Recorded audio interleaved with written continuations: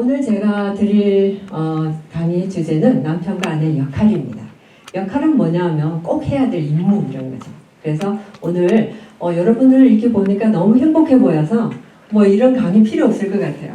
오히려 나는 이렇게 성공했다. 성공 사례, 행복한 부부 성공 사례를 한 분 한 분 듣는 게 더 유익하지 않나 그런 생각도 드는데 한번 우리 이 주제에 대해서 한번 더 생각을 해보도록 하겠습니다. 남편과 아내는 가정에서 어떤 임무를 맡았을까요? 자, 질문이 나와 있네요. 같이 한번 읽어보겠습니다. 시작. 세상에서 가장 아름다운 단어는 제가 지금 여러분 한 분 한 분에게 이 질문을 드린다면 뭐라고 답하시겠어요? 세상에서 가장 아름다운 단어는 뭐라고 생각하세요? 네, 제가 이제 30대, 그러니까 아주 오래전에 뉴질랜드에 한국에서 그 기독교 단체에서 일하는 한 여성분이 오셔가지고 그분은 저보다 한 10살이 많았어요. 나는 30대, 그분은 40대. 저보고 이제 개인적인 교제를 나누는데 물어보시는 거예요. 사모님은 세상에서 제일 아름다운 단어가 뭐라고 생각하세요? 이러더라고요. 그래서 제가 이제 순간적으로 세상에서 가장 아름다운 단어? 한 번도 생각 안 해봤는데 질문을 받았으니까 사랑인가? 아니면 천국? 헤븐? 뭐 이렇게 혼자서 생각하고 있는데 이분이 저는 부부가 세상에서 제일 아름다운 단어인 것 같아요. 이러신 거예요. 부부. 한 번도 생각해보지 않은. 네? 이런 얼굴을 쳐다보니까 이분은 남편의 외도가 너무 심해서 이혼을 하셨대요. 남편이 바람이 났지만 본인은 끝까지 가정을 지키려고 무척 애를 썼는데 결국은 이혼을 했대요. 그러면서 이제 돌아온 싱글 돌싱이라고 그러죠. 혼자가 되고 보니까 그 부부가 너무너무 아름다워서 길만 가도 부부만 보이는 거예요. 연세가 드셨건 젊었건 참 부부라는 단어가 세상에서 제일 아름다운 단어인 것 같아요. 그렇게 얘기하시더라고요. 제가 참 마음이 이렇게 짠해지더라고요. 우리 서로 부부 얼굴 한번 볼까요? 부부 얼굴 한번 보세요. 네, 세상에서 제일 아름다운 사람이죠? 네, 이 사람이 아니면 내가 부부가 아니에요. 그죠? 싱글이잖아요. 그래서 나를 부부 되게 한 세상에서 가장 아름다운 사람이구나 이렇게 한번 생각해 주시기 바라고요. 우리는 다 이렇게 행복하기 위해서 결혼합니다. 결혼을 할 때는 여러 가지 방법으로 결혼해요. 예를 들어서 처음 만났을 때부터 이 사람이 너무 좋아서 나 이 사람하고 결혼해야 되겠다 이런 커플도 있고 또 어떤 경우에는 처음엔 별로 그렇게 뭐 대수롭지 않게 시작했는데 점점 관계가 깊어져서 좋은 사람이구나 결혼하면 좋겠다 이런 생각이 들 수도 있고 또 어떤 경우에는 이 사람과 결혼하기 싫었어요. 근데 정신을 차려보니 결혼했네요. 그죠? 그런 커플도 있더라고요. 하여튼 우리는 다양한 방법으로 이렇게 결혼을 하는데 결혼의 목적은 행복해지기 위해서죠. 여기 있잖아요. 한우리 뭐죠? 부부 행복학교. 우리는 다 행복해지기 위해서 결혼합니다. 그래서 행복하십니까? 네, 행복하시군요. 자, 그래서 우리가 행복한 경우도 있지만 그렇지 않은 경우도 있다면 왜 행복하지 않을까? 우리 생각해 볼게요. 첫째는 뭐죠? 이기심.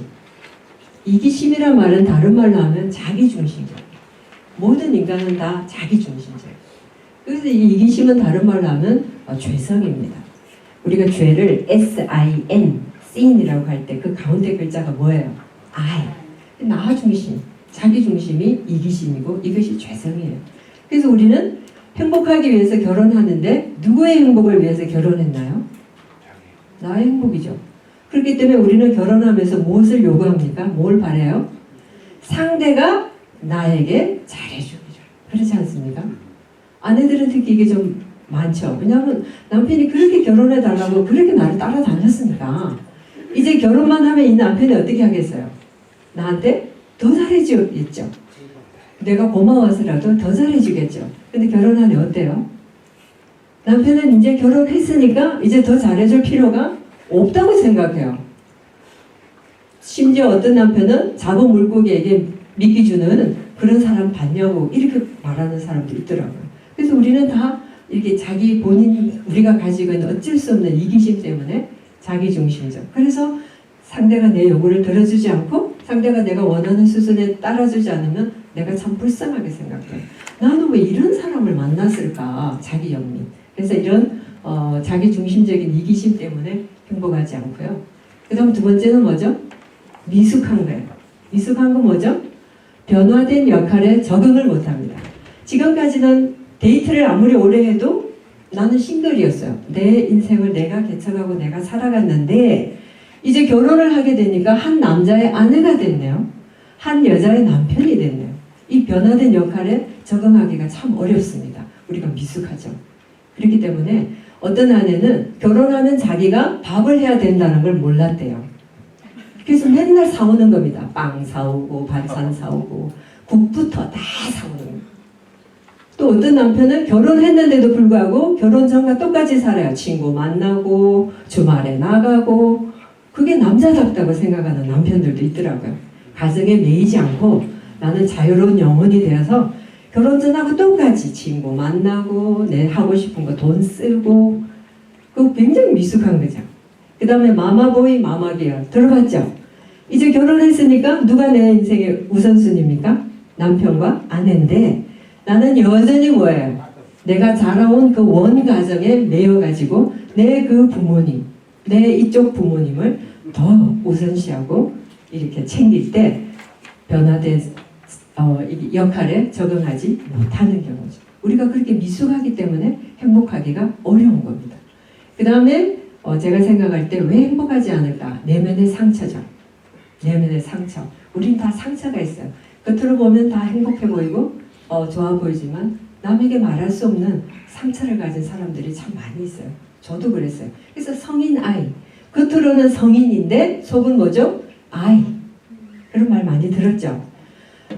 저는 아들을 굉장히 기다리는 집에 딸로 태어났어요. 우리 아빠는 장남이셨고 예수님을 믿지 않으셨기 때문에 제사를 드려야 되거든요. 근데 한국엔 제사가 장남만 드리잖아요. 그죠? 그러니까 우리 엄마는 장남을 꼭 낳아야 했어요. 근데 첫째 아들은 장남 아들이었어요. 근데 돌 지나기 전에 잃었고 7년 만에 우리 언니를 낳았고 4년 뒤에 저를 낳았어요. 저 이후에 동생이 안 생기는 거예요. 우리 엄마는 점도 많이 쳤어요.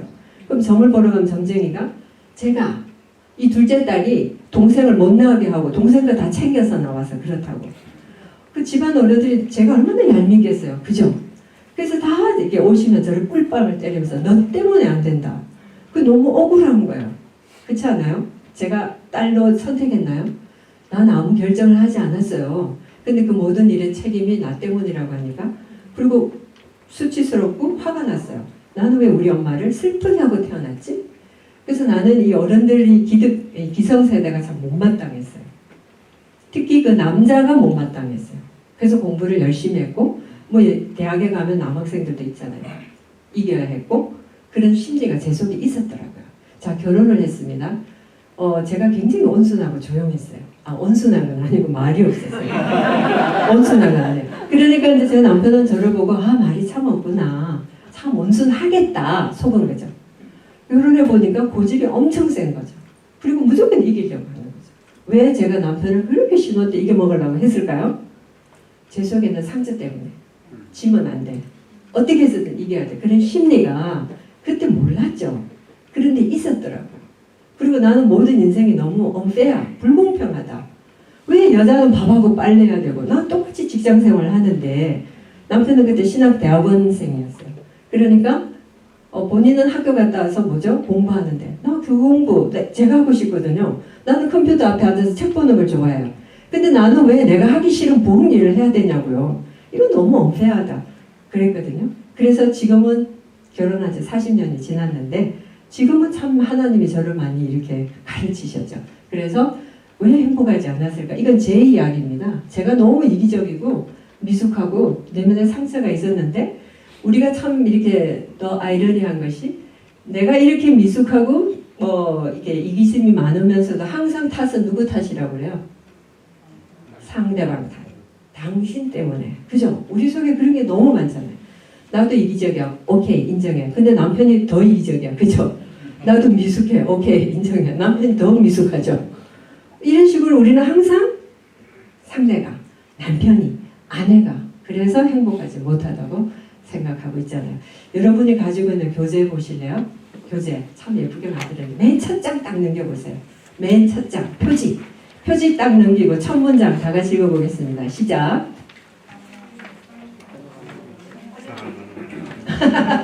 네, 그 밑에 환영합니다. 밑에. 자, 다 같이 읽어보겠습니다. 하나님께서는 하나님의 전하시기 위해 우리들의 결혼 생활을 다루어 가십니다. 네, 저는 그 다루어 가십니다는 그 말이 너무 좋아요. 하나님께서는 하나님의 선하신 뜻을 위해 우리의 결혼 생활을 어떻게 하신다고요? 다루어 가십니다. 이 다루어 간다는 표현은 다듬어 가신다고 생각하셔도 좋아요. 하나님은 그분의 선한 뜻을 위해서 아름다운 작품을 조각가가 이렇게 불필요한 요소를 떼어내듯이 우리 속에 있는 모든 이런 이기심, 미숙함, 상처 이런 것을 치유하시고 우리를 아름답게 다듬어 가고 계셔요. 저는 결혼 생활 동안 이런 것을 정말 많이 느꼈고 지금도 느끼고 있습니다. 자, 모든 세상에는 원리라는 게 있어요. 원리. 자연에도 원리가 있죠. 그래서 하나님도 이 가정생활에 원리가 있는데요. 자, 보세요. 여러분이 지금 부부가 서로 이렇게 행복하게 보이고 하지만은 이 부부가 남편이 아내가 여러분의 이상형입니까? 네. 예. 그런 분도 있죠. 네. 그런 분도 있지만 아닌 분이 더 많아요. 이 남편은 이 아내는 내 이상형이 아니에요. 또는 이상형인 줄 알았는데 살아보니 아니죠. 네. 하여튼 전자 아니면 후자예요, 우리는. 이상형이 아니든지 이상형인 줄 알았는데 아니든지 둘 중에 하나입니다. 그래서 우리는 항상 상대방에게 실망하게 돼요. 실망합니다. 그리고 내 자신이 이렇게 좀 뭐라 그래, 아까 연민이란 말을 썼죠. 스스로 내가 왜 이런 사람하고 평생을 살겠다고 그렇게 했을까? 이렇게 안 통하는데 왜 결혼 전에는 그렇게 잘 통한다고 착각했지? 그렇게 연민, 내가 참 불쌍한 생각이 들기도 하는 겁니다. 아담과 하와를 생각해 보세요. 이게 최초의 가정입니다. 아담, 하와, 그죠? 아담은 처음 하와를 하나님이 자기에게로 이끌어 오셨을 때 너무 좋아가지고 탄성을 지르셨어요. 뭐라고 했습니까? 와우, 내 뼈 중에 뼈요, 내 살 중에 살이다. 너무 좋아서 어쩔 줄 몰라 했거든요. 그러나 엄밀히 말하면 하와는 아담을 망가뜨린 사람이에요. 그 인생을 망친 사람입니다. 그렇지 않습니까? 하와가 선악과 따와가지고 뭐라고 했잖아요. 그래서 어떻게 보면 인류 전체를 망친 사람입니다. 하와는. 근데 우리가 아무도 하와를 비난할 수 없는 건 저도 비난할 수 없어요. 저도 그게 있었어도 나도 따먹었을 것 같아요. 그래서 저도 하와를 절대 비난할 수 없지만 엄밀히 말하면 하와는 아담을 망친 사람이에요. 그러면 하와를 인해서 자기 인생이 망했어요. 그죠? 한 번도 그런 일 안 해봤는데 거센 들판에 나가서 노동을 해야 했어요. 가시 덩굴 속에 나오는 곡식을 걷어야 했어요. 땀을 흘려서 죽을 때까지 노동을 해야 했어요. 그럴 때 어떻게 해야 될까요? 그럴 때 남편이 믿었는데 어느 날 보니까 이 남편이 내가 믿은 그 사람이 아니에요. Where is he? 어디로 갔어요? 그럴 때 어떻게 해야 되나요? 그래서 하나님께서 말씀하십니다. 읽어보겠습니다. 아내들 읽어볼게요. 아내들이여 남편에게 복종하기를 주께 복종하듯 하십시오. 이는 그리스도께서 그의 머리 되신 같이 남편은 아내의 머리이기 때문입니다. 그리스도가 바로 몸의 구주이십니다. 교회가 그리스도께 복종하듯 아내들도 모든 일에 남편에게 복종하십시오. 남편분들 읽어보겠습니다. 남편들이여 아내 사랑하기를 그리스도께서 교회를 사랑하시고 교회를 위해 자신을 내어주신 같이 하십시오. 이와 같이 남편들도 자기 아내 사랑하기를 자기 몸을 사랑하듯이 해야 합니다. 자기 아내를 사랑하는 것은 바로 자신을 사랑하는 것입니다. 이 아내들이 제일 싫어하는 말이 복종이라는 말이에요. 그죠? 그렇지 않아요? 나도 너무 하나님도 남성 우월론자신가 봐. 왜 아내라는 이유만으로 왜 남편에게 복종해야 되지? 이거 너무 억울해. 불공평해. 저도 그렇게 생각했어요. 왜냐하면 우리 생각에 복종을 어때요? 이렇게 갑을 관계로 생각하기 때문에. 그죠? 남편은 갑이고 아내는 을이다 생각하기 때문에 이 말이 굉장히 알러지가 이렇게 막 두드리게 반응이 일어나는데 그렇지 않아요. 하나님의 원리는 다 사랑입니다. 사랑의 관계 속에서 복종하라고 말씀하시는 거예요. 언제요? 여기 보니까 언제 복종해야 돼요? 모든 일에 남편에게 복종하십시오. 남편이 나를 실망시킬 때, 남편이 나를 화나게 할 때도, 남편이 나를 외롭게 할 때도, 남편이 도저히 이해가 되지 않을 그때도, 이거 하나님의 원리입니다. 남편에게 복종하십시오. 남편에게 순종하십시오. 어느 때까지 순종해야 됩니까? 여기 보니까 뭐라고 그랬어요? 그리스도가 교회가 예수님 그리스도께 복종하듯이, 교회가 예수님에게 복종하듯이 아내는 남편에게 복종해야 됩니다. 그래서 여기 한마디로 딱 말했어요. 남편이 뭐라고요? 아내의 머리다. 자, 우리 아내 여러분 따라하겠습니다. 남편은 나의 머리입니다. 인정하십니까? 네, 머리이기 때문에. 누가 그렇게 머리로 만드셨죠? 남편이 나 머리 할 거야 이렇게 해서 된 게 아닙니다. 하나님이 남편을 나의 머리로 주셨어요. 그렇기 때문에 이것을 거스르게 되면, 내가 남편을 주장하려고 하면 그것이 죄입니다. 잘못이에요. 거짓말하고 사기치고 이것만 잘못이 죄가 아니라, 결혼한 아내에게 있어서 최고의 잘못은 뭐라고요? 남편에게 복종하지 않는 거예요. 그것은 하나님께서 그렇게 정하셨기 때문입니다. 또 남편들은 아내를 어떻게 해야 된다고요? 사랑해야 되는데, 어느 정도까지 사랑해야 되냐면, 그리스도께서 예수님이 교회를 사랑하시고 교회를 위해 자신을 내어주신 같이 예수님이 교회를 위해서 어떻게 하셨나요? 십자가에 달려 죽으셨죠. 그러니까 어떻게까지 사랑해라는 거예요? 죽기까지. 아내를 위해서 자존심을 버리고 죽기까지 사랑해라는 거예요. 이것이 하나님께서 우리에게 주신 가정생활의 원리입니다. 이거는 세상 사람은 할 수가 없어요. 아니, 남편이 복종할 만해야 복종하죠. 그죠? 내가 더 똑똑하고 내 의견이 더 합리적인데 어떻게 남편에게 복종합니까? 그렇지 않아요? 아니, 아내를 어떻게 사랑합니까? 저렇게 철딱선이 없고 분수를 모르는데 어떻게 아내를 사랑할 수 있어요? 그죠? 그러나 하나님의 방법은 모든 일에 복종하십시오. 아내를 죽기까지 사랑하십시오. 이 원리입니다. 자, 그래서 이제 이 남편의 역할, 아내의 역할이 나오는데요. 남편은 아까 아내의 뭐가 된다고 그랬죠? 머리. 여러분, 남편들은 아싸 이제 내 말대로 해. 내가 당신 머리잖아. 어때요? 그런 머리가 아니라, 머리는 리더십입니다. 리더는 뭐 하는 사람이 리더죠? 책임지는 사람이 리더입니다. 따라서 하겠습니다. 리더는 책임지는 사람이다. 남편은 아내를 책임져야 됩니다. 남편이 가정을 책임져야 됩니다. 남편이 아이들을 책임져야 돼요. 근데 우리는 막연하게 이렇게 생각합니다. 남편은 뭐가 중요하죠? 일이 중요하고, 아내는 가정이 중요하다. 그렇게 생각해요, 안 해요? 그렇게 생각하죠. 남편이 일이 중요하고 가정은 아내가 가정이 좀 그렇지 않습니다. 하나님은 너는 세상에서 무슨 일을 하다 왔니? 묻지는 않으실 겁니다. 그러나 너는 남편들에게 물으실 거예요. 너는 가정을 위해서 어떻게 했니? 넌 가정을 위해서 어떻게 섬겼냐? 너는 가정을 위해서 뭘 헌신했냐? 하나님이 물으셔요. 하나님께서 중요한 건 가정이에요. 그래서 나는 돈만 벌면 돼. 남편은 일하는 사람이야. 그렇지 않아요. 남편에게도 뭐가 제일 중요하다고요? 가정이죠. 그래서 남편은 가정을 책임지는 사람이에요. 선악과를 따먹은 하와입니다. 물론 아담에게 갖다 줘서 아담도 먹었죠. 그러나 하나님은 제일 먼저 누구를 부르셨죠? 아담아, 너가 어디 있느냐? 네, 하나님이 남편에게 물으셔요. 그렇기 때문에 남편의 머리가 됐다는 거는, 이제 알았지? 내가 당신 머리야. 내 말대로 해야 돼. 이게 아니라 어떻다고요? 책임지는 사람. 남편이 머리가 된다는 건 이 가정을 책임져야 되는구나. 자, 어떻게 책임져야 되나?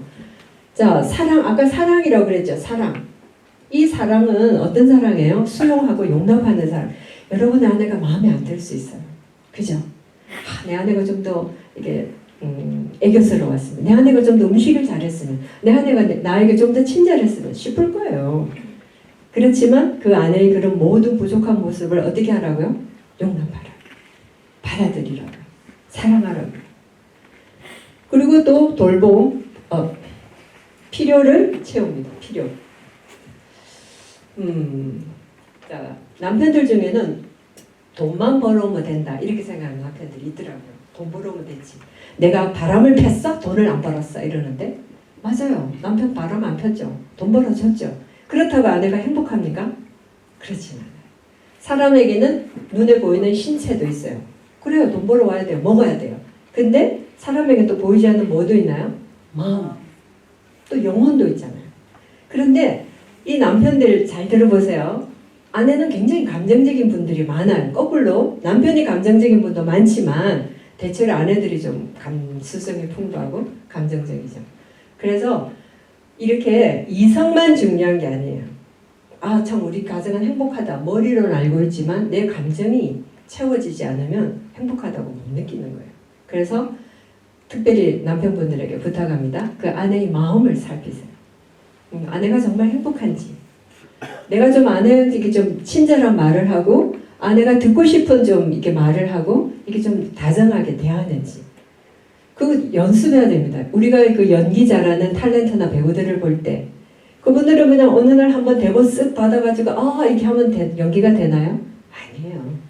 그 연기 한 장면을 위해서 얼마나 많이 훈련을 했겠냐고요. 웃는 모습, 또 화가 난 모습, 슬픈 모습 엄청 혼자서 연습 많이 했겠죠. 그러니까 우리 보기에 그렇게 연기를 잘한다고 돼 있잖아요. 자기 배역을 잘 표현한다고. 그래서 물론 아내들도 그렇게 좀 더 친절해지도록 노력해야 되겠지만 남편들도 어떻게 해야 된다고요? 아내의 마음이 행복한지 항상 살펴주세요. 그래서 좀 아내가 무엇을 원하는지, 아내가 손잡고 싶다 그러면 손도 잡고, 아내가 좀 그 길거리 있는 카페 같은데 커피 마시고 싶다면 같이 마시고, 그렇게 어려운 일 아닙니다. 그래서 좀 아내가 원하는 것이 뭔지, 당신이 하고 싶은 게 뭐야? 내가 어떻게 해주기를 원해? 한번 좀 물어보세요. 당신 행복해? 오늘 어떻게 해주면 좋을 것 같아? 이렇게 좀 다정한 남편들. 그래서 아내의 좀 그 필요를 채워주는 그런 남편들이 됐으면 참 좋겠어요. 또 아내의 역할도 있죠. 그러니까 아내는 누구의 머리라고요?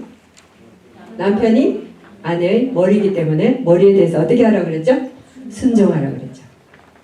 그리고 존경. 이것은 주님이 주신, 하나님이 주신 원리입니다. 존경할 만해야 존경하지가 아니에요. 그래서 자, 우리가 다 알다시피 하와는 하나님께서 뭘로 만들었어요? 아담의 뭘로 만들었죠? 갈비뼈로 만들었잖아요. 그래서 어떤 분은 이제 설명하기를, 만약에 하나님께서 아담의 머리뼈로 하와를 만들었으면 막 하와가 막 남편을 막 무시하고 이랬을 거고, 만약에 하나님께서 아담의 발가락뼈로 하와를 만들었으면 남편이 막 하와를 무시하고 했을 건데, 이 갈비뼈는 동등을 나타낸다. 그렇게도 해석하셨더라고요. 근데 우리 갈비뼈의 그 역할이 뭐예요? 갈비뼈가 하는 역할이 뭐죠? 네. 이 폐, 또 숨쉬는 우리 폐, 그 다음에 심장을 보호하는 게 갈비뼈죠. 그래서 자, 아내분들 따라하겠습니다. 남편이 머리입니다. 나는 갈비뼈입니다. 갈비뼈는 뭐를 보호한다고요? 숨 쉬고 폐, 그리고 심장. 그래서 남편이 좀 집안에서 자유롭게 숨을 쉬게 좀 해주세요. 어떤 남편은 황처가 아내만 보면 누렇게 떠요. 그냥 너무 무서워. 아내만 병처가 아내만 보면 그냥 딱 붙어, 그냥 꼼짝고. 왜냐면 눈에 거슬렸다 하면 잔소리하니까. 그래서 이렇게 좀 숨쉬기 못하는 일은 하지 말고 좀 이렇게 편안하게, 가정이 좀 편안하게 그렇게 좀 해줬으면 좋겠고, 또 남편의 심장을 보호해야 되는데 남편의 심장이 뭘까요? 자존심이죠. 남편의 심장은 남편의 자존심이에요. 그래서 아내는 남편의 자존심을 지켜줘야 됩니다. 물론 여러분이 결혼 생활에 있어서 어떤 어려움이 있으면 반드시 그렇게 서로 상담을 할 사람이나 기도해 줄 분에게 1대1로 찾아가서 얘기 나누어야 돼요. 반드시 그렇게 해야 됩니다. 그러나 여러 사람 모인 앞에서 남편의 험담을 해서는 안 됩니다. 그건 굉장히 지혜 없는 것이에요. 왜냐하면 남편의 그 자존심을 무참하게 깨고 있잖아요. 그래서 나는 갈비뼈구나. 나는 남편의 심장을 보호하는 사람이구나. 남편의 심장은 자존심이네. 나는 남편의 자존심을 지켜줘야 되겠다. 그래서 꼭 이렇게 그리고 집안일에 최선을 다하시기 바랍니다. 제가 이렇게 드릴 말씀은요. 부부가 행복학교를 우리가 하고 있는데 이 행복이라는 것이 만약에 부부의 행복이 100이라고 수치로 표현해요. 100이라고 쳐요. 그리고 우리는 어떻게 생각하냐면 남편 50, 아내 50, 50대 50 이게 공평하다고 생각하죠. 하나님의 방법은 원리는 그게 아니에요. 서로 채우는데 누가 먼저 채워야 됩니까? 성숙한 사람이 채우는 거예요.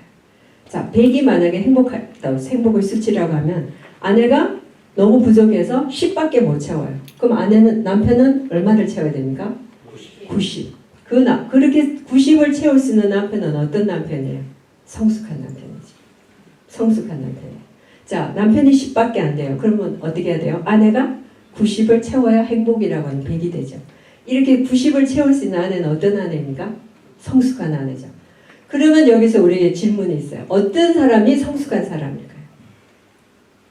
어떤 남편이 성숙한 남편이고 어떤 아내가 성숙한 아내일까요? 저는 은혜 받은 남편, 은혜 받은 아내라고 생각해요. 은혜라는 건 뭐냐면 하나님의 사랑을 깨닫는 거거든요.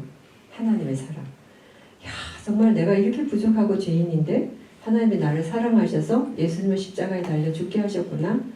야, 너무 감사하다. 하나님의 사랑을 깨닫는 그 남편이 그 하나님의 사랑을 아내에게 실천해 볼 수 있어요. 하나님의 사랑을 깨닫는 그 아내가 그 하나님의 사랑을 남편에게 조금이라도 실천해 볼 수 있어요.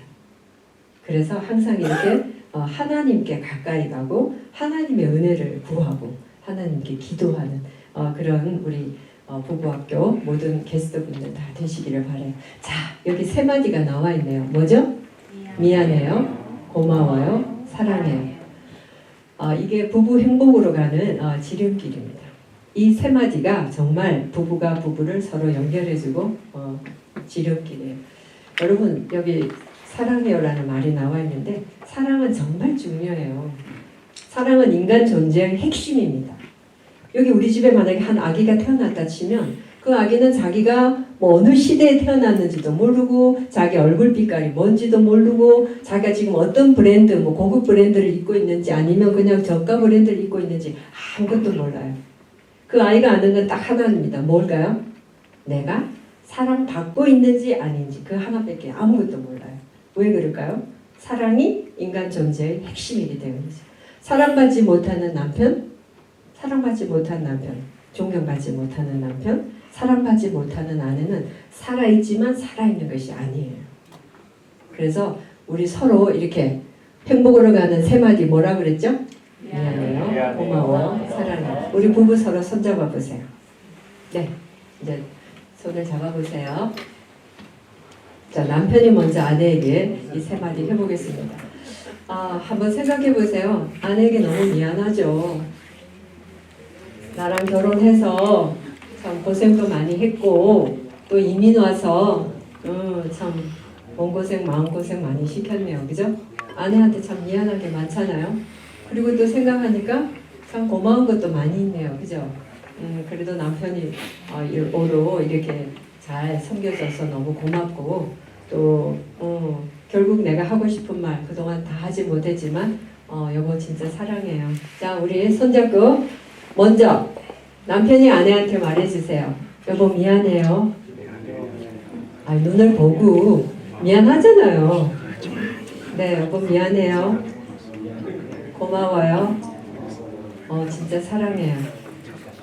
네, 이제 아내 차례입니다. 아내도 남편이 너무 미안하죠. 그동안 잔소리 해고 잘해보려고 했는데 빡빡 기어오르고 그냥 원하는 거 안 해주고 그래서 참 미안한 것도 많고 그래도 또 생각해보니까 참 고마운 것도 많네요. 그죠?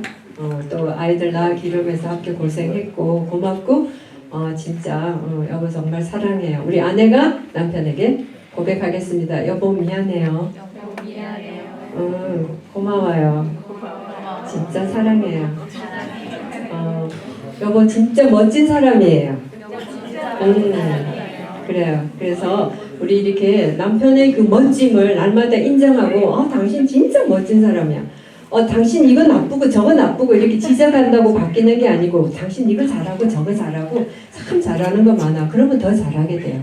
그래서 서로 장점을 칭찬하면서 이렇게 했으면 좋겠습니다. 자, 우리 나눔. 나는 지금 현재 남편과 아내 역할이 얼마나 잘 적응하고 있나. 자, 아까 역할이 뭐라고 그랬죠? 그냥 돈 벌어오는 게 아니라고 그랬죠? 아내의 마음을 살피고 정말 아내가 행복해지도록 나는 얼마나 노력했나. 그리고 나는 정말 이 남편을 바로 세우기 위해서 얼마나 순종하고 또 이 남편을 자존심을 지키기 위해서 얼마나 격려해주고 그렇게 정말 집안일을 열심히 하면서 살았나. 그래서 남편이든 아내든 가장 중요한 건 뭐라고요? 가정이에요.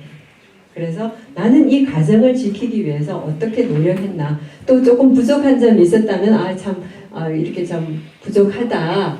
그래서 서로 필요를 나눠보고 여러분이 남편과 아내를 위해서 나를 위해서 운 거 말고 내 남편과 내 아내를 위해서 물어본 적이 언제인지 한번 나눠보시면 좋겠습니다. 기도하겠습니다.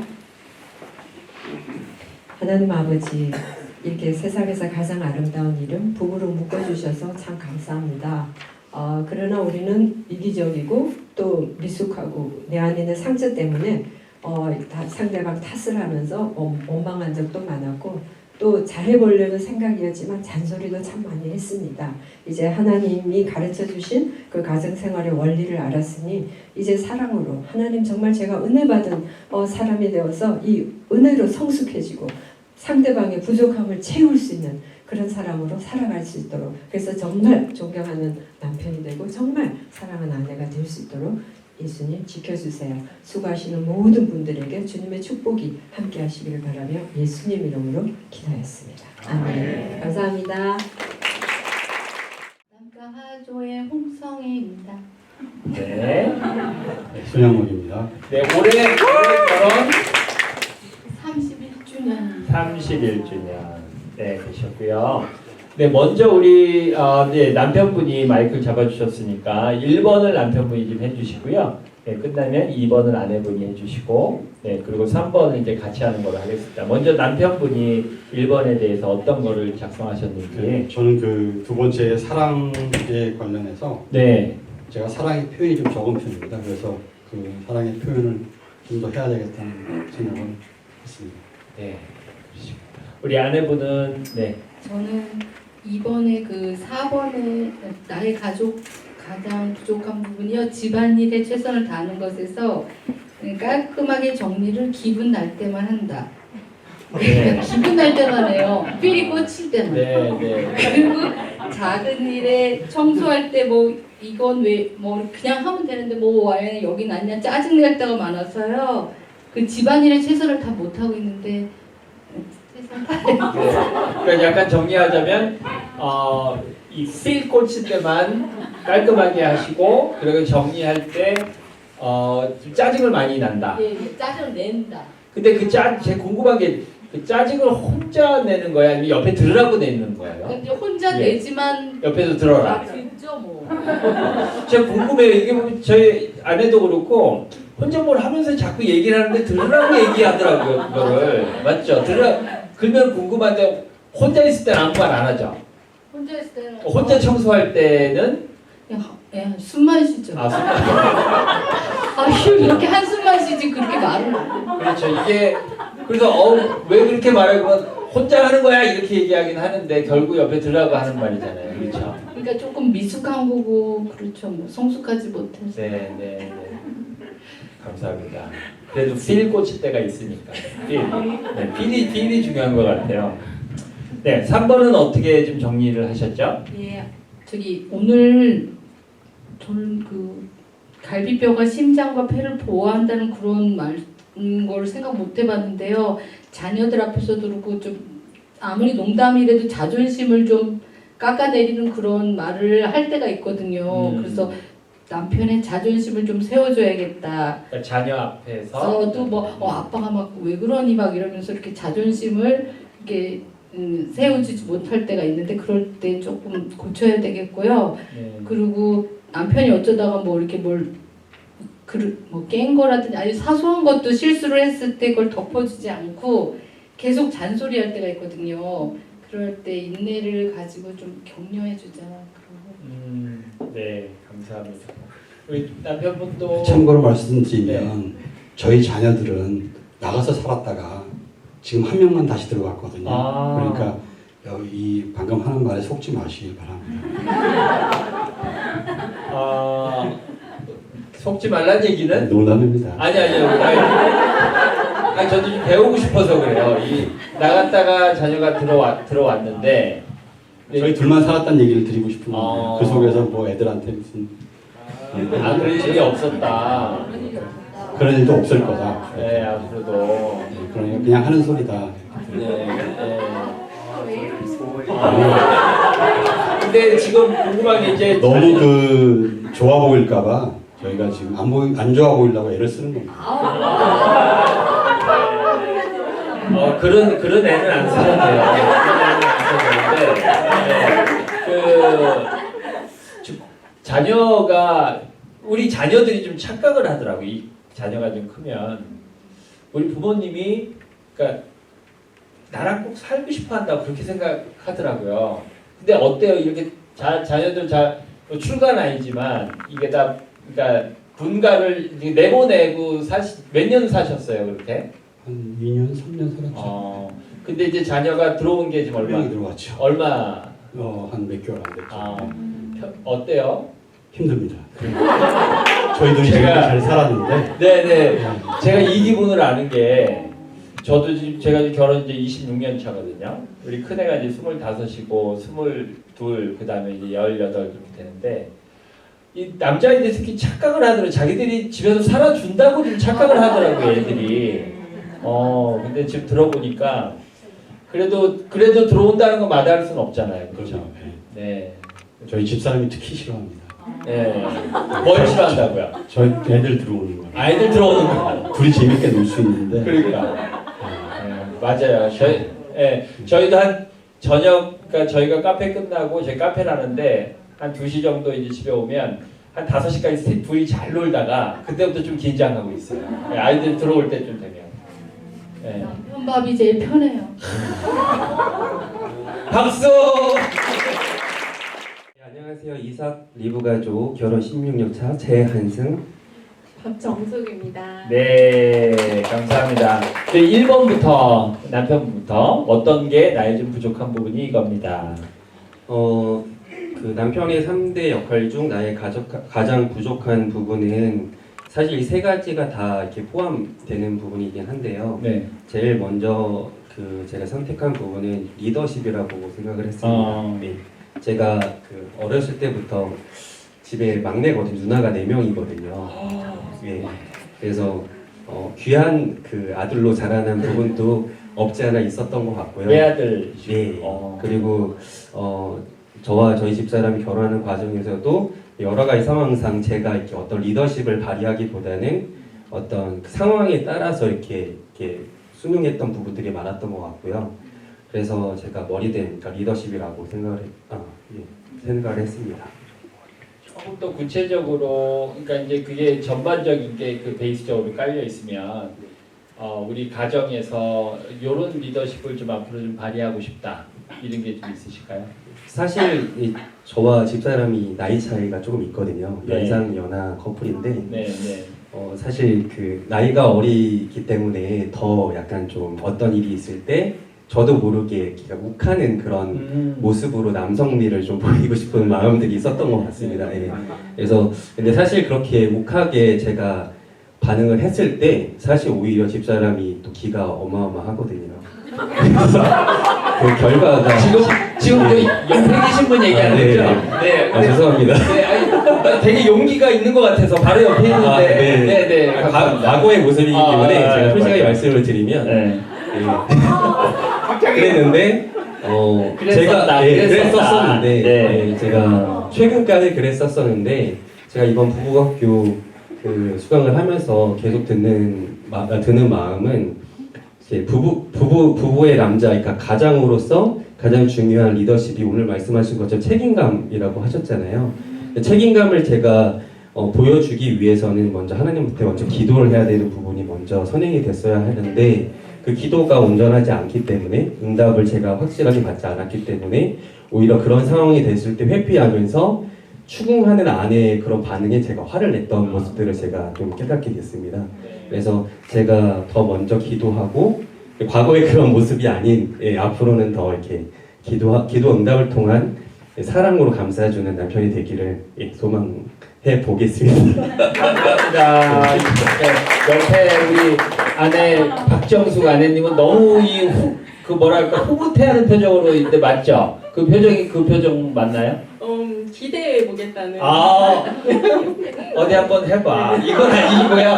네 기대한다. 네. 네 부부관계 너무 잘 왔죠. 아, 네. 네, 남편의 네. 이것도 사실 이제 먼저 해보자고 해가지고 맞다고 그때 말씀드렸잖아요. 그래서 저로서는 이제 순종 뭘 먼저 이렇게 하자고 할 때도 있는데 사실 이게 저가 어려운 거는 다른 것도 다 어렵고 부족하지만 네. 첫 번째 순종하고 두 번째 존경이거든요. 순종하고 네. 존경. 네. 네. 그래서 이제 말은 순종하겠다고 말하고 결심도 하지만 그 순종하려는 이유가 믿어서 순종하는 게 아니라 사실 책임이라는 걸 알고 있었어요. 책임지기 싫은 그 마음 때문에 이제 어떤 결정하거나 이런 가정의 일이 있을 때 당신이 결정하고 기도하고 결정하고 이렇게 말은 하는데 막상 어떤 안을 내놔도 이렇게 잘 따라지지 않는 그러니까 하겠다고 하지만 이제 토가 많고 결국에는 따라가긴 하지만 그 과정에서 이렇게 즐겁게 그냥 계산하지 않고 확 따라갔으면 좋았을 텐데 그러지 못해서 더 이렇게 남편이 그 역할을 하는데 방해가 되었겠구나 그런 생각을 했습니다. 좀 정리하면 네. 뭔가 결정하는 데 있어서 남편이 목소리를 이렇게 안 낼 때가 좀 있었는데 그게 어떨 때는 이제 아내가 보기에는 뭔가 남편이 결정을 하면 그거에 대한 책임이 따르니까 좀 안 했던 경향이 좀 있는 것 같았고 네. 그런 부분을 아내가 좀 알아서 네. 또 아내가 결정을 하면 네. 그걸 남편이 좀 잘 이렇게 따라줘야 되는데 네. 그걸 또 그렇게 안 해주고 네. 이런 부분들이 있었다는 네. 얘기잖아요. 네. 네, 제가 한번 정리 한번 해봤습니다. 얘기를. 네, 그래서 지금 순종하고 존경이라고 이제 아내분은 얘기하셨는데 그 부분에 대해서 다시 한번 조금 더 부연 설명을 좀 해주시면 어떤 부분이 좀 있을까요? 저 아까 존경하는 부분 말씀하실 때 되게 뜨끔했는데 그 갈비뼈에서 나왔다고 말씀하시고 심장을 자존심을 보호하는 역할이라고 하셨는데 사실 저번에도 고백했듯이 이제 어떤 외부의 문제나 제3자의 문제나 그렇게 이렇게 했을 때 위기 상황이나 이런 게 왔을 때 이제 그 갈비뼈로서 이렇게 막기보다는 이 상황을 해결하는 방법이 다 부딪혔을 때 가서 제가 막 찔렀던 것 같아요. 부러져가지고 예. 그래가지고 그게 제가 최선을 다해서 찔렀어요. 그게 상황을 빨리 해결할 수 있는 방법이라고 생각했기 때문에 이 사람 바꾸는 게 제일 빠르겠다 이렇게 본능적으로 잘못 생각하고 이 사람 자존심을 다 세워주지 못하고 망가뜨리고 그리고 아까 말씀드렸듯이 이제 이렇게 둘이 있을 때는 그래도 이렇게 칭찬, 고마운 거 표현도 하고 인정도 많이 하는 편이라고 저는 생각했거든요. 근데 여러분들이 같이 있으면 못한 거는 당연히 말하고 이 사람을 이렇게 나누고 이럴 때 세워주기보다 이제 좀 단점들이나 부족한 점 말할 때 되게 쉽게 말했고 사실은 마음속에 이제 좀 좋았을 때도 뭐 완벽해 이 사람 보고 막 저기도 팬이 계신데 맨날 너무 완벽하다고 막 이러면 아니에요 막 이러면서 이제 그렇게 하는 거짓된 겸손 너무 그러면 너무 100%니까 이제 여러분들의 마음이 여자분들의 마음이 너무 그러면 제가 너무 완벽한 남편을 또 가지고 있으면 시샘하실까봐 이라고 그러니까 이제 다른 사람들이 칭찬했을 때 네네. 정작 나는 내 남편을 칭찬을 안 하는데 깎아내리고 막 그 이유는 아까 그 겸손을 무슨 겸손? 거짓된 거짓된 겸손. 네. 아. 그래서 앞으로 그렇게 그 말이. 그 부분에 남편 한번 마이크 잠깐만 잡아주시겠어요? 아내가 일부러 그런 걸 좀 알고 있었어요. 그러니까 이렇게 여럿이 있을 때 좀 남편을 좀 이렇게 칭찬하거나 세워주는 것보다 조금 좀 좀 이렇게 좀 칭찬 안 해주고 그런 모습 그런 걸 좀 이렇게 본인이 그 상황에 있을 때 좀 어떤 마음이 좀 들어요? 사실 저희 집사람의 가장 큰 매력 포인트가 네. 그 주위 많은 사람들을 이렇게 들어 세워주는 역할을 참 잘해요. 그래서 그 사람이 갖고 있는 게 만약에 열이면 100 이상으로 가진 것처럼 그 사람한테 들어 세워주는 역할을 잘하거든요. 그래서 제가 결혼하기 전에 그 모습이 너무 아름다워 보여서 잠깐만 그 모습이 예. 그 다른 사람한테 하는 모습이에요? 아니면 결혼 전에? 결혼 전에 저는 이제 다른 사람이었으니까. 근데 이제 그때가 이제 본인을 너무 칭찬해주고 네. 아까 전에 표현을 하셨는데 네. 결혼하기 전에 사이가 되게 안 좋았었습니다. 저희가 이제 같이 이렇게 학교에서 공부하다가 만난 캠퍼스 커플이거든요. 그래서 그때는 그런 마음이 없었었는데 네. 막상 결혼하고 나니까 제가 이제 본 모습을 알게 된 게 네. 본 모습을 알게 된 게 자기 사람이라고 생각했을 때는 그 사람을 높이기보다는 그 사람을 약간 조금 뭐라고 해야 이렇게 되게 칭찬하는 모습들이 다른 주위 사람들보다 상대적으로 조금 기준이 높아지는 것 같아요. 아까 그 부분을 네. 안에는 거짓된 겸손이라는 말로 네. 있어요. 근데 제가 생각하기에는 반대로 타인들에게 거짓된 겸손을 그 거짓된 어떤 부분도 있었다고 생각이 드는 거죠. 반대로 봤을 때는. 그러면 아내분 혹시 아니요 지금 얘기가 너무 공감이 돼서 그래요. 그러니까 이 부부가 특별해서 그런 게 아니고 이 얘기들이 공감이 돼서 제가 여러분들 대신해서 좀 물어봐주고 있고 저도 좀 같이 공감이 되는 부분이 너무 많아서 그런데 아내는 지금 남편이 혹시 이런 걸 제가 보기에는 당신 오늘 너무 좀 그런가 이런 얘기를 했을 것 같아요. 제가 보기에는 좀 뭔가 불만 그런 아까 이게 본인이 표현했던 그런 거짓된 겸손을 다수의 사람 앞에서 내 남편을 이렇게 좀 세워주진 못하고 그랬을 때 남편이 오늘 거기 오늘 모임에서 좀 너무 그거 좀 너무한 거 아니야? 좀 잘 말해주면 좋지 않아? 이렇게 얘기한 적 있지 않았을까요? 너무 자주 그 아내는 뭐라고? 맨날 착한 척한다 그러고 다른 사람 앞에서만 착한 척한다 그러고 그걸 아내분이 네 그러면서 이제 저의 막 이러면 또 잘 세워드려야 되는 아니 지금은 이제 허심탄회하게 얘기하는 부분 그렇게 하면서 이제 저의 이렇게 믿음 생활이나 신앙 생활까지 이제 건드기 시작하면 이제 필사적으로 이제 필사적으로 이렇게 저항을 했죠. 근데 아내분이 지금 그 부분에 대해서 본인이 부족했다고 얘기를 하셨어요. 그렇죠? 정말 부부는 그 마지막까지 내가 제일 믿는 아군이 돼야 될 것 같아요. 저희도 이렇게 보면 너무 아쉽더라고요. 어떨 때 보면 그럴 때는 있어요. 배우자가 그래 나를 너무 막 이렇게 치켜 올리면 저기 하니까 옆에서 좀 이게 밸런스를 맞추려고 하는구나. 근데 그게 정도껏 해야 되는데 완전히 바닥으로 내몰 때가 막 있잖아요. 그럴 때가. 근데 저는 다른 칭찬보다 일단 남편들은 그런 것 같아요. 이 아내가 칭찬해 주는 걸 특히 둘이 있을 때보다 이렇게 많이 있을 때 그런 얘기를 해주면은 정말 인정받는 느낌? 그리고 내가 잘하고 있구나. 이 느낌 충분히 받거든요. 그게 이제 저만 그런지 모르겠지만 저희 세대 한국 여자분들은 이제 이렇게 남편을 자랑하기보다 이렇게 좀 아니야 우리도 이게 부족하고 이게 그게 공감해주는 표현이 되고 위로가 되는 표현이 돼서 몸에 배가지고 좀 그런 의미에서 나오지만 결과적으로는 사실 그게 갈등이 있는 것 같아요. 그래서 아까 지혜롭지 못하다고 하셨는데 이제 배웠으니까 그렇게 안 하는. 왜냐면 그러다 보면은 남편이 어디 모임 가니까 싫어져요. 어디 가서 아내랑 같이 가면 오늘도 내가 이런 칭찬을 좀 받을 것 같고 이래야 되는데 불안한 거지. 또 가면 당신들 몰라서 그래 내 남편 모르지 뭐 이렇게 얘기 그럼 그다음부터 안 가. 피하게 되는 거예요. 그게. 그렇게 기쁜 듯이. 네네.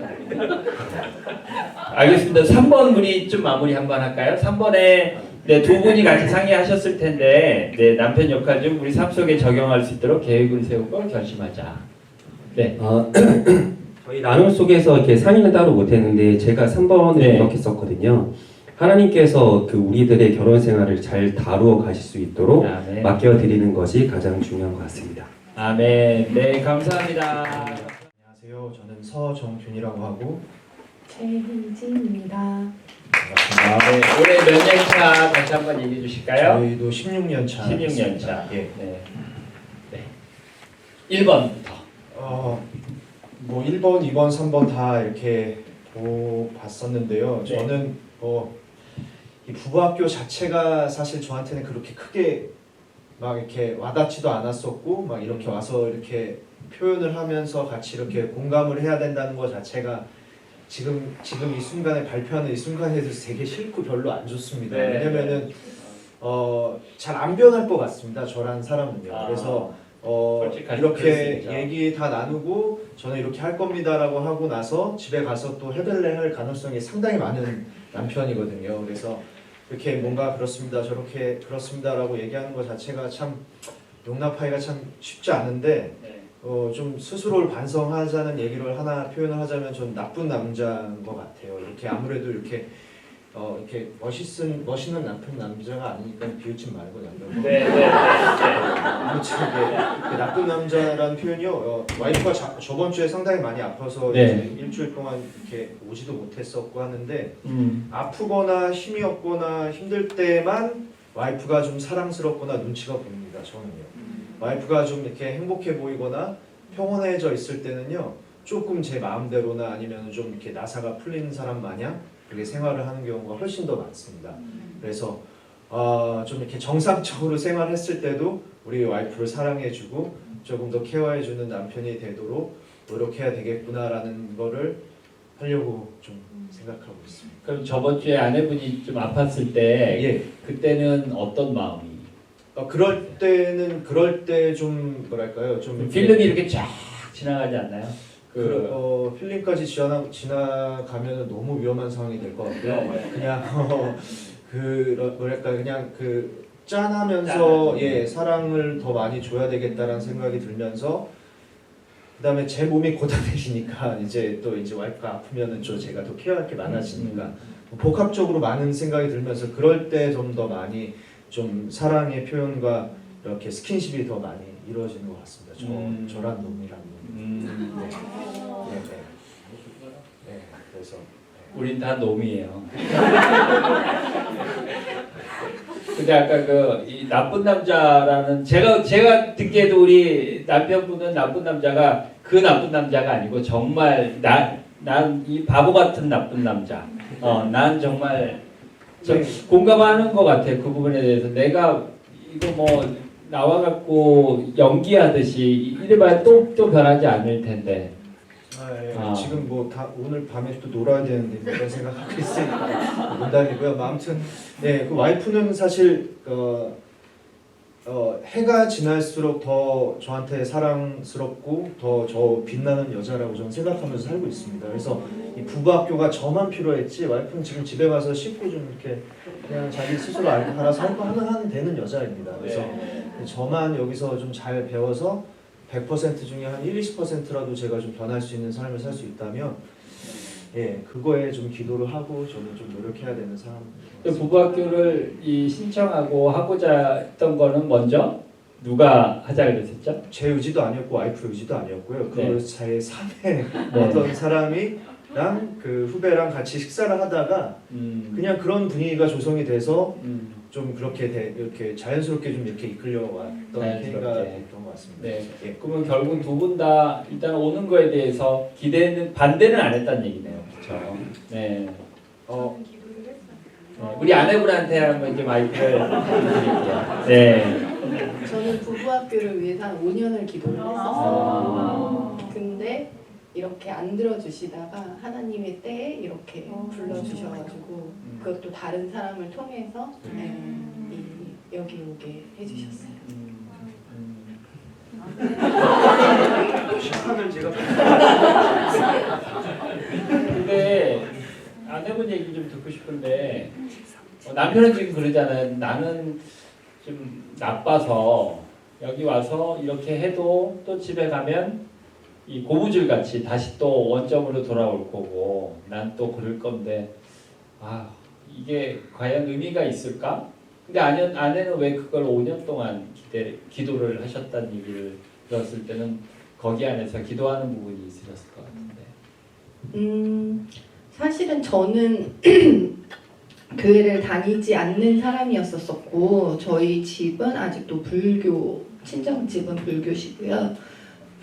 저만 지금 결혼을 하면서 교회를 다니고 또 이 뉴질랜드에 와서 저는 하나님을 처음 영접하고 제가 믿기 시작하고 신랑은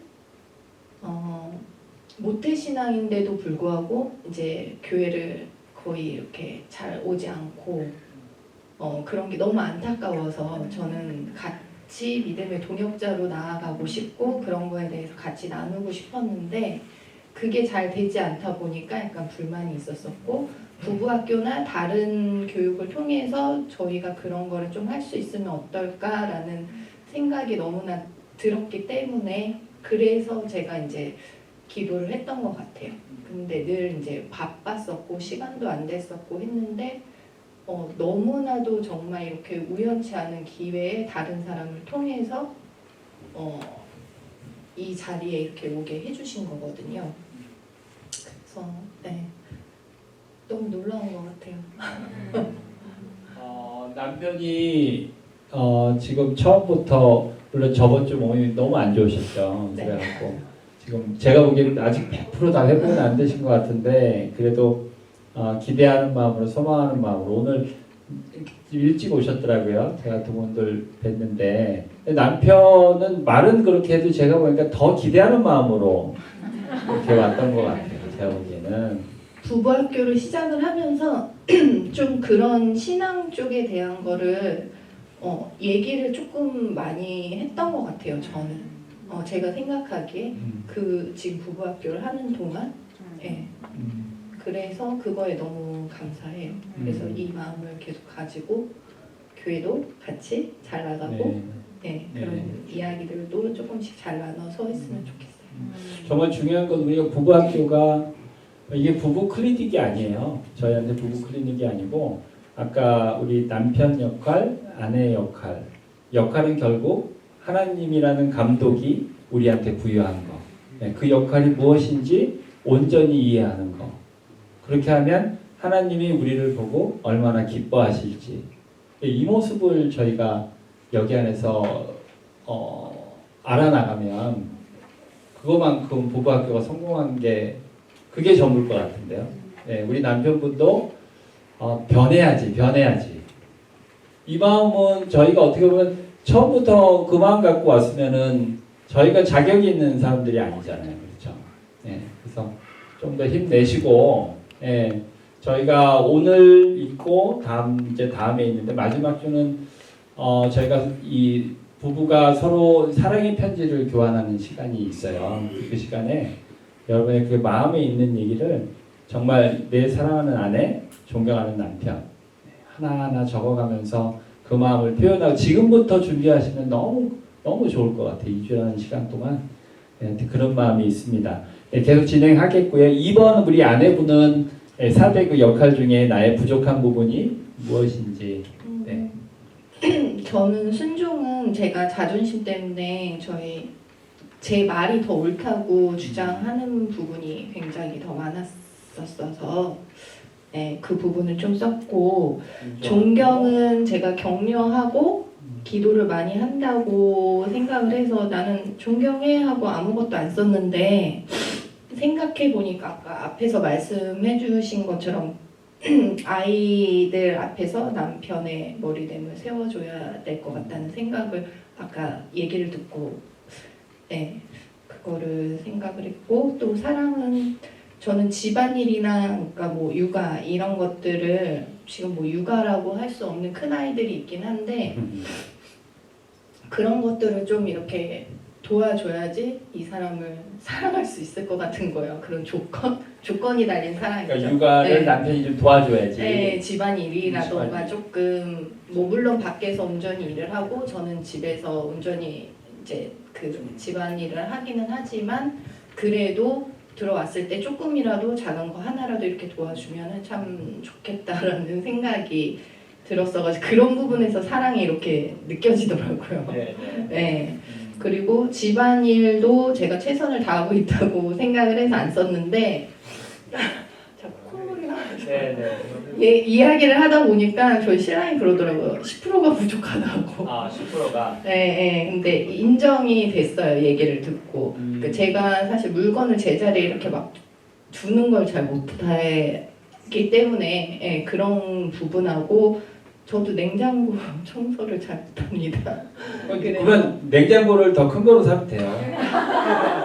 냉장고 하나 더 드리면 돼요. 네, 그래서 그런 부분을 좀 해서 썼던 것 같습니다. 네, 감사합니다. 우리 남편분 3번 한번 정리해 주실까요? 3번.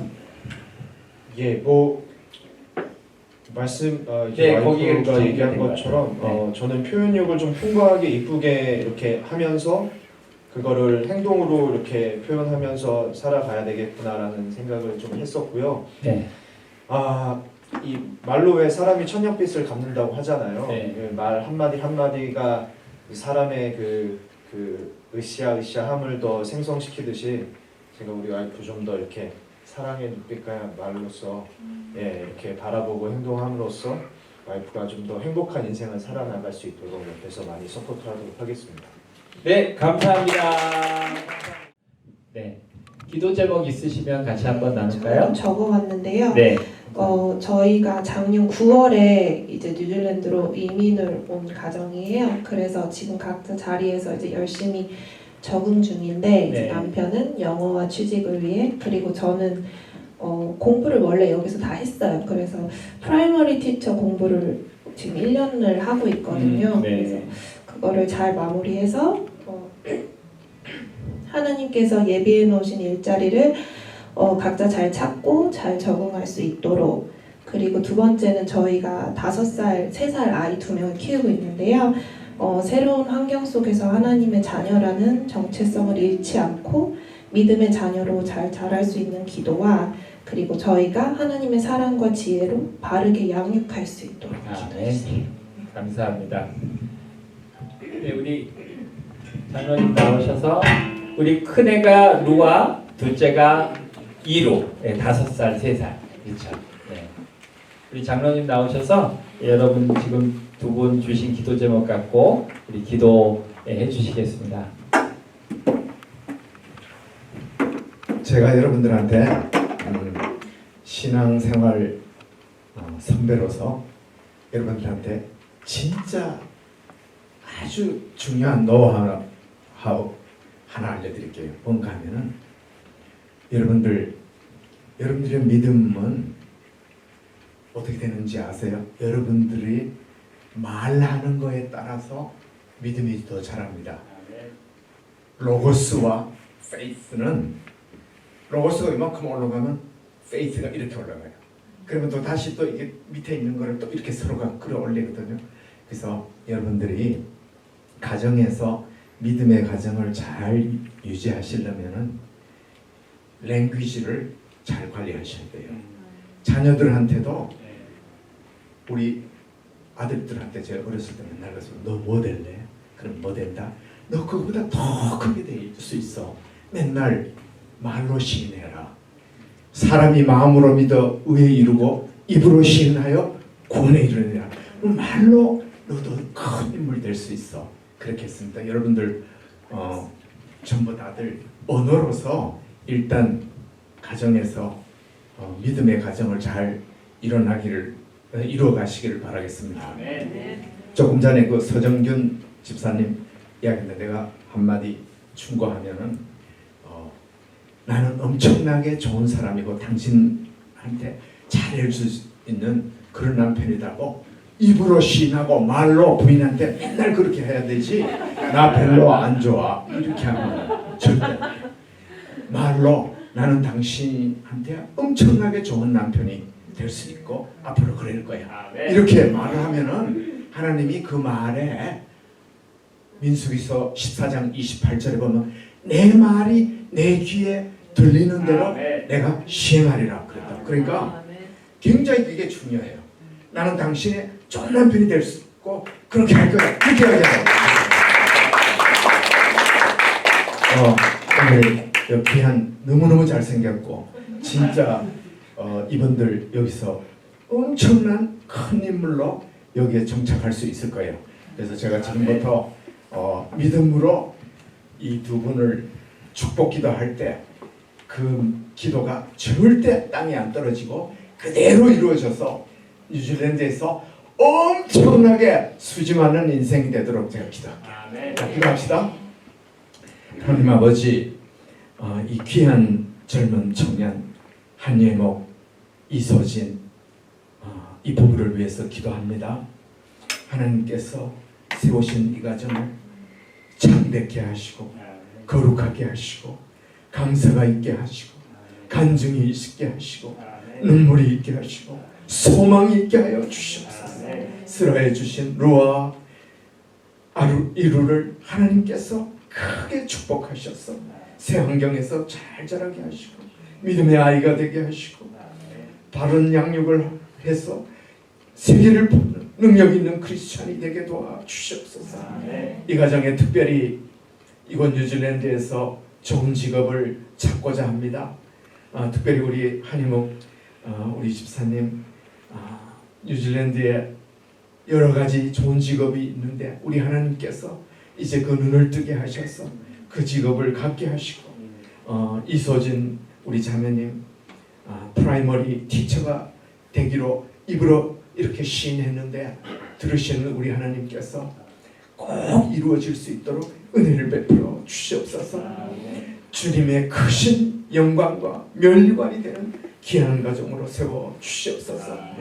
이제 오늘 이 가정이 지금 이후로부터는 하나님이 다루어 가시는 귀한 가정이 되게 하시고 복의 통로가 되게 하시고 높임과 복종과 고귀한 사랑이 이 가정에 있게 하여 주시옵소서. 부부 서로 간에 수용과 용납이 있게 하시고 늘 서로가 대화할 때 상대를 높이는 귀한 가정을 되게 하여 주시옵소서.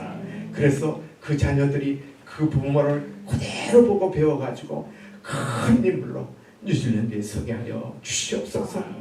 우리 모두가 이 가정을 위해서 기도할 때 들으시는 우리 하나님 꼭 응답하여 주시옵소서. 예수님의 이름으로 기도드렸습니다. 아멘. 감사합니다. 네, 우리 찬양하며 축복하시겠습니다. 하나님의 사랑을 사모하는 자 하나님의 평안을 바라보 너의 모든 것 우리 주님이 너를